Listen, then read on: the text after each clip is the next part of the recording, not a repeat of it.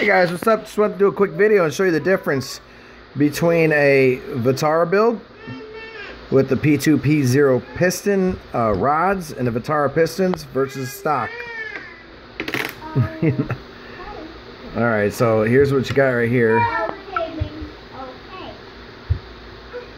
See if I can get them set up here so you guys can see the difference.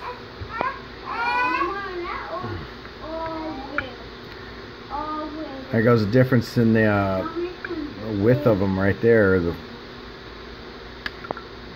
There you go.